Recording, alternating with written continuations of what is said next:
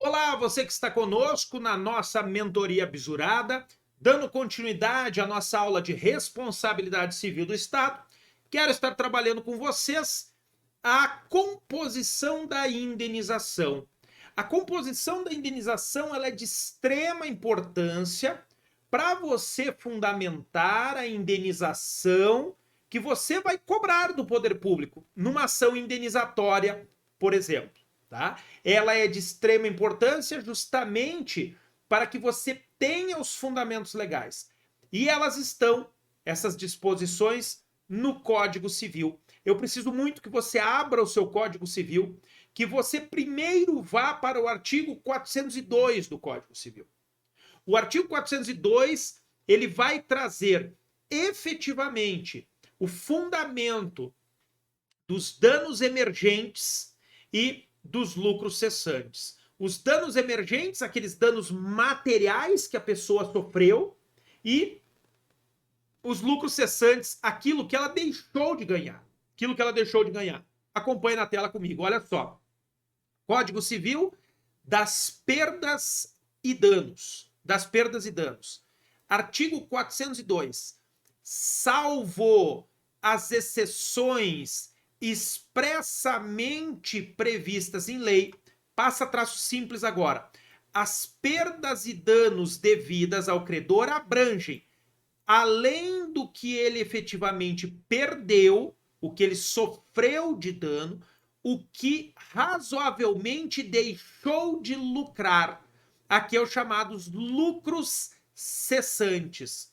Lucros cessantes. O artigo 402 é o fundamento para os chamados danos emergentes e os lucros cessantes. Perfeito? Gente, um ponto aqui de extrema importância. Você sempre tem que compreender que a indenização ela pode ocorrer por danos emergentes, os chamados danos materiais, os lucros cessantes, que é uma hipótese deste dano material, tá? O lucro cessante é uma hipótese desse dano material, e os danos morais, tá? Os danos morais. Então a gente sempre tem que ter isso em mente. Você tem que estar sempre sabendo, né, que você tem essa questão presente de que o indivíduo ele vai pagar um dano moral se cometer, um dano material que é o dano emergente, tá? E também neste caso aqui o dano moral. Beleza? Eu quero que vocês marquem agora aí, vocês marcaram, olha só, vocês pegaram aqui, vocês marcaram o artigo 402, ó. 402. Salvo as exceções expressamente previstas em lei, as perdas e danos devidas ao credor abrangem, além do que ele efetivamente perdeu, o que razoavelmente deixou de lucrar. Pronto? Todo mundo marcou? Agora nós vamos para outro dispositivo, tá? Que é o que eu quero que vocês marquem aí. O 186. O 186. O 186, ele faz com que haja o dever de reparar. O dever por reparar. Olha comigo o que traz o 186.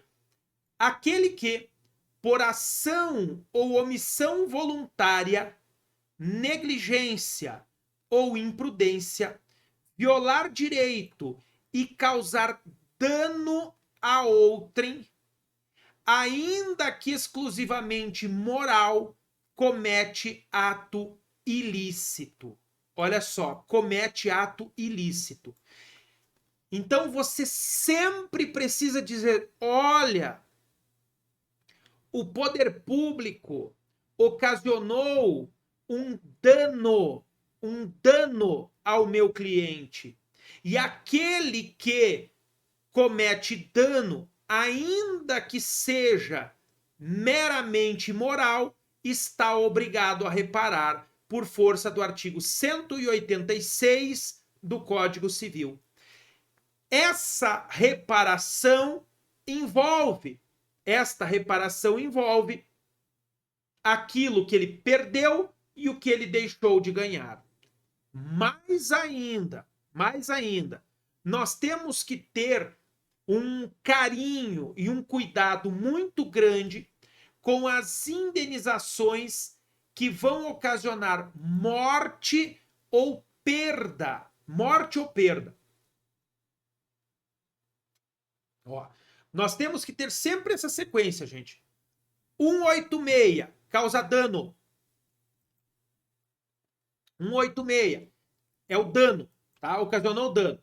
Depois do 186, o que nós vamos ter ali especificamente 402, 186, 402, 186 dano, 402 aqui especificamente as perdas e danos, o que compõe as perdas e danos, tá? 186, 402, e você tem que marcar também,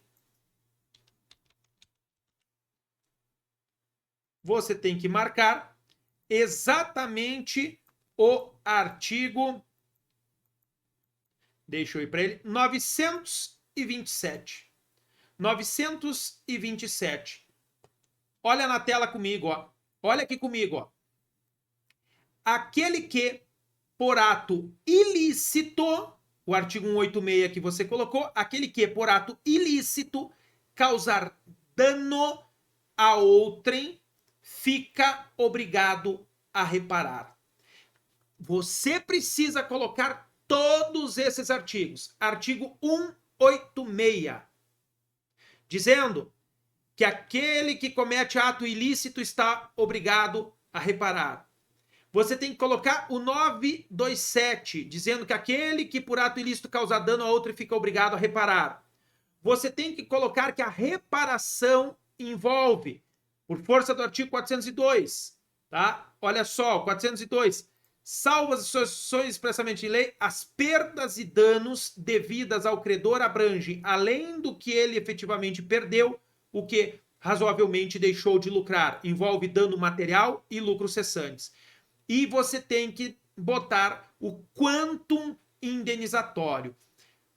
Quando nós formos fazer uma ação indenizatória, eu vou colocar tudo isso para você, tá? Tudo isso nessa sequência lógica. Aí você vai lá para a indenização, no 944. Olha aqui o 944 que trata da indenização, ó. A indenização mede-se pela extensão do dano. Olhe comigo o 948. Olha aqui, ó. No caso de homicídio, a indenização consiste, sem excluir outras reparações, no pagamento das despesas com o tratamento da vítima, seu funeral e o luto da família, ó, funeral, luto da família e o pagamento das despesas com o tratamento da vítima, na prestação de alimentos, o chamado pensionato, na prestação de alimentos às pessoas a quem o morto os devia, levando-se em conta a duração provável da vida da vítima. Falou em homicídio, morte de um preso dentro da penitenciária, o Estado vai pagar, se tiver o tratamento das despesas com a vítima, o funeral e o luto da família, dano moral pelo luto, tá? Aqui entra o dano moral, ó. Luto da família, dano moral. E pensão àqueles que os devia. Isso é homicídio, 948. 949. No caso de lesão ou outra ofensa à saúde, o ofensor indenizará o ofendido das despesas do tratamento e dos lucros cessantes até o fim da convalescença, além de algum outro prejuízo que o ofendido prove haver sofrido. Então, havendo lesão corporal, havendo lesão, está aqui no 949 o fundamento. Paga o tratamento e lucros cessantes, além de outro prejuízo que demonstre ter sofrido. Marca o 950 também.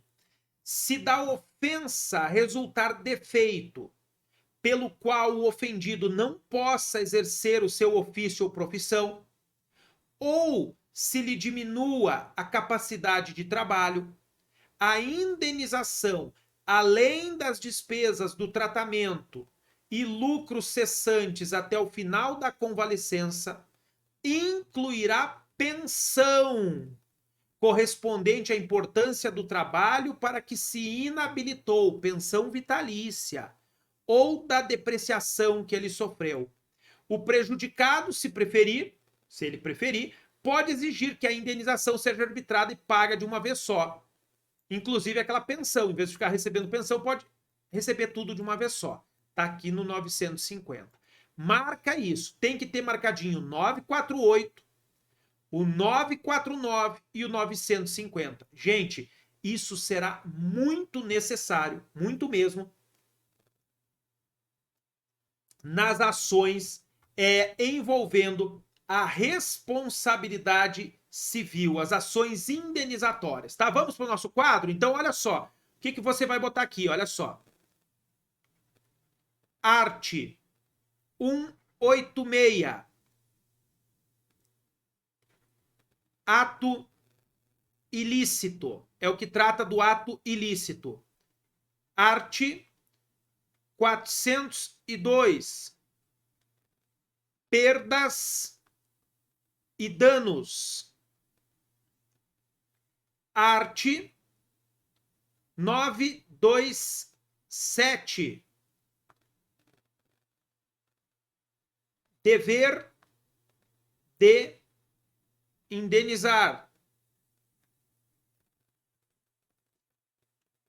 Arte 94. É o 947, né? Só conferir aqui, que às vezes eu tô maluco, mas só para ver aqui se é o 947. 948. 948, tá? 948. Por 1, né? Olha só. O 948 a 950. Indenização em morte e lesão. Gente, isso aqui, esses artiguinhos tem que estar marcadinho, ó. 186, 402, 927, 948 a 950. Todos eles têm que estar marcadinho aí. Tem que estar marcadinho para você não ter perigo de ficar sem eles, tá? Você, numa ação indenizatória, possivelmente você vai usar todos eles para colocar. Todos eles como tese. Show? Tranquilo? Vamos falar agora de prescrição. Deixa eu apagar aqui o quadro, justamente para a gente estar falando sobre prescrição. Tá? O que nós temos aqui para falar sobre prescrição para vocês, gente? O que nós temos para falar sobre prescrição? Nós temos que estabelecer vários prazos prescricionais, tá? Vamos para o quadro. Olha só. Prescrição, primeiro. Prescrição. Particular versus poder público. Poder público.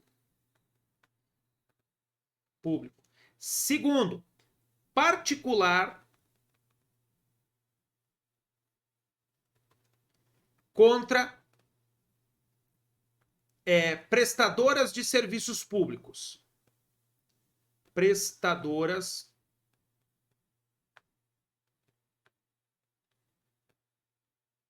terceiro, pessoas jurídicas de direito público e pessoas jurídicas de direito privado, prestadoras de serviços públicos, contra agente causador do dano. Bom, qual o prazo prescricional e onde está? Onde está? Particular contra o poder público. O prazo para o particular buscar uma indenização contra o poder público é de 5 anos. 5 anos. Particular buscando uma indenização contra as prestadoras de serviço público. 5 anos. O poder público ou essas prestadoras de serviços públicos buscando indenização contra o agente causador do dano. 3 anos. 3 anos, professor? 3 anos. 3 anos, tá? Já vou mostrar para vocês, vamos marcar cada um delas. Deixa eu já mostrar neste momento para vocês, vamos abrir todas as leis aqui para nós estarmos olhando. Primeiro, gente, particular contra o poder público. Fundamento da prescrição quinquenal. Decreto 20.910 de 32. Esse decreto, ele foi recepcionado como lei. Hoje ele é uma lei ordinária. Ele é recepcionado como lei ordinária, que vai trazer o prazo para que o particular busque uma indenização contra a fazenda pública. E aí estará aqui no artigo 1º. Olha só. As dívidas passivas da União, dos estados e dos municípios, bem assim todo e qualquer direito ou ação contra a fazenda federal, estadual ou municipal, seja qual for sua natureza, prescrevem em 5 anos contados da data do ato ou fato do qual se originare. Então, aqui a prescrição contra o poder público, o prazo para o particular buscar uma indenização contra o poder público é 5 anos. Aplica-se o decreto 20.910, artigo 1º. Aqui, neste decreto 20.910, neste artigo 1º, tá? Neste artigo 1º, você vai colocar um vide. Vide art. 1º-C, isso mesmo, 1º-C, da Lei 9494 de 97. Da Lei 9494 de 97. Por quê? Porque você vai usar os dois fundamentos.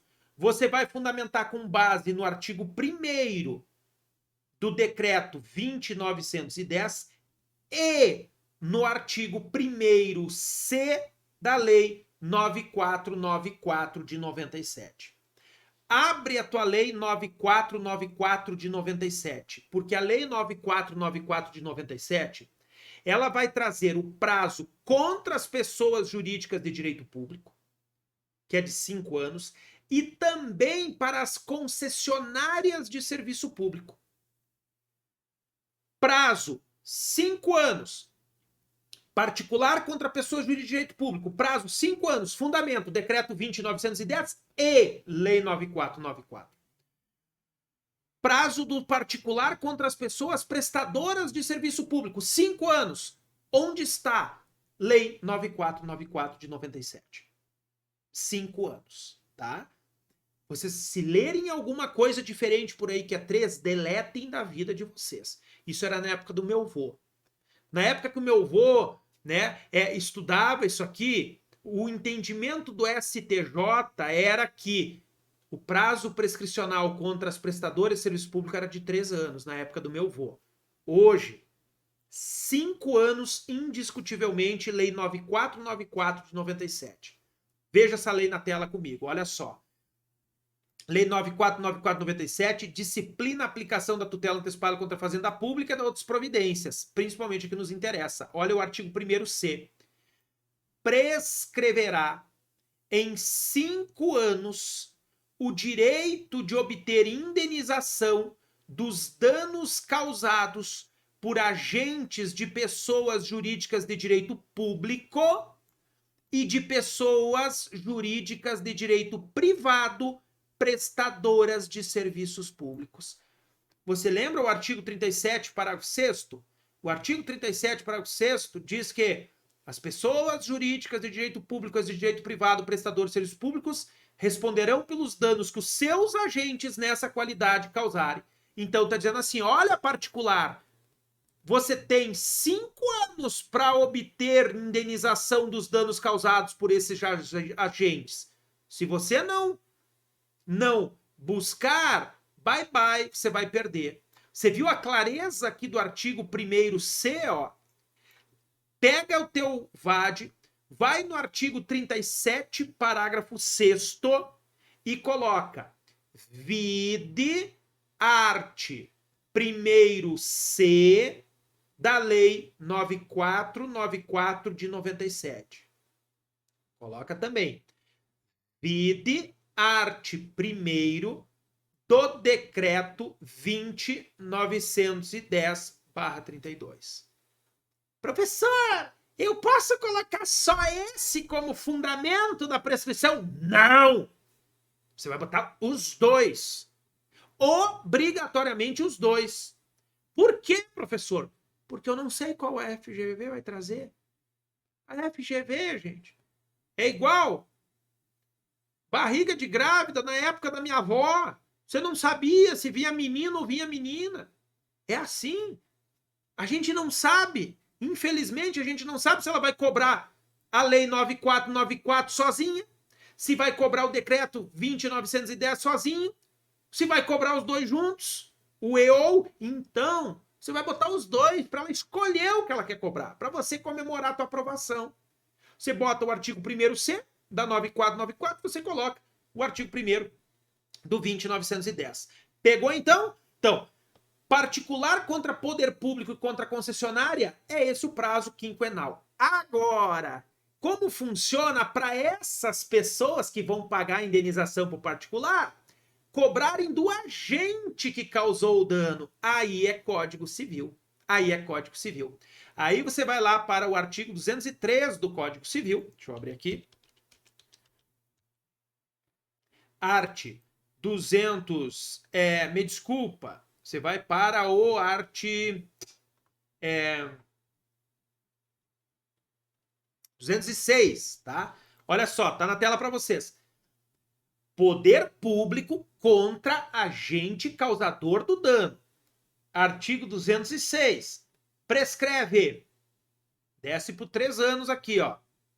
Parágrafo 3º. Em 3 anos. Desce para o inciso 5. A pretensão de reparação civil. Pretensão de reparação civil. Por favor, artigo 206, parágrafo 3º, inciso 5, é o fundamento da prescrição para o poder público buscar a indenização contra o agente causador do dano. 3 anos contados do trânsito em julgado da decisão que condenou o poder público. Maria ingressou contra a União pedindo uma indenização de 100 mil por um dano causado pelo Pedro. A União foi condenada. União foi condenada, pagou 100 mil para Maria. A União tem 3 anos contados a partir do momento em que transitou em julgado a decisão que condenou ela a pagar a Maria para ajuizar a ação de responsabilidade civil. Agora, tome cuidado. Você vai marcar uma outra lei aí, que é justamente a Lei 4619 de 65. Está na tela para vocês. Essa Lei 4619 de 65, ela se aplica só para a União. Ó. Dispõe sobre a ação regressiva da União contra seus agentes. Sobre a ação regressiva da União contra seus agentes. Vai dizer o prazo para propor a ação. Olha aqui, ó, artigo 2º. O prazo para ajuizamento da ação regressiva será de 60 dias a partir da data em que transitar em julgado a condenação imposta à fazenda. Transitou em julgado, os advogados da União têm 60 dias para ajuizar a ação regressiva, senão vão ser responsabilizados. Olha aqui comigo, ó. A não obediência por ação ou omissão ao disposto nesta lei, apurada em processo regular, constitui falta de exação no cumprimento do dever. Então, o prazo para ajuizar a ação de regresso no âmbito federal é 60 dias. Mas o não ajuizamento nesses 60 dias não impede a administração de ajuizar fora desse prazo, dentro do prazo prescricional de 3 anos. Uma coisa é o prazo prescricional de 3 anos. Tem 3 anos para ajuizar. Outra coisa é o prazo indicativo para ajuizar a ação. É prazo indicativo, 60 dias, justamente para não deixar prescrever. O advogado que não ajuizar essa ação no prazo de 60 dias poderá responder administrativamente por desídia. Beleza? Gravou isso? Gente, abre o Decreto-Lei 3365 de 41. O Decreto-Lei 3365 de 41 vai trazer no seu artigo 10, parágrafo único, artigo 10, parágrafo único, o prazo prescricional para as ações que objetivam buscar indenização por restrições à propriedade. Restrições à propriedade. Especificamente, como requisição administrativa, ocupação temporária, servidão administrativa. Vai lá, pegou teu Decreto-Lei 3365 de 41, desce para o artigo 10 e vai para o parágrafo único. Olhe comigo. Extingue-se em 5 anos o direito de propor ação que vise a indenização por restrições decorrentes de atos do poder público. 5 anos. Tome cuidado, porque esse prazo não se aplica para a desapropriação indireta. O prazo prescricional para eu buscar uma indenização por uma desapropriação indireta promovido pelo poder público é de 10 anos. Onde está? Súmula 119 do STJ. O fundamento é exatamente esse. Foi assim que eu tinha que botar na minha prova. Prazo prescricional de 10 anos com fundamento na súmula 119 do STJ, interpretada à luz do artigo 1238, parágrafo único do Código Civil. Eu vou explicar isso direitinho lá na aula de intervenção do Estado na propriedade. Tá? Só para você saber, desapropriação indireta não é o prazo do artigo 10, parágrafo único, e sim prazo de 10 anos da súmula 119 do STJ, interpretada à luz do artigo 1238, parágrafo único do CC. Show, gente? Para encerrar a nossa aula, eu quero que vocês marquem o artigo 25 da Lei 8987 de 95. Olha só, Lei 8987 de 95. Você vai lá para ele e você vai lá no artigo 37, parágrafo 6º. No artigo 37, parágrafo 6º da Constituição, você vai colocar vide art. 25 da Lei 8987 de 95. O que está dizendo o artigo 25? E você vai colocar sempre os dois juntos, nunca um só. Sempre o artigo 37, parágrafo 6º e o artigo 25. Olha na tela comigo. Incumbe a concessionária a execução do serviço concedido, cabendo-lhe responder por todos os prejuízos causados ao poder concedente, aos usuários ou a terceiros, inclusive os não usuários, sem que a fiscalização exercida pelo órgão competente exclui ou atenue essa responsabilidade. Gente, tese de repercussão geral.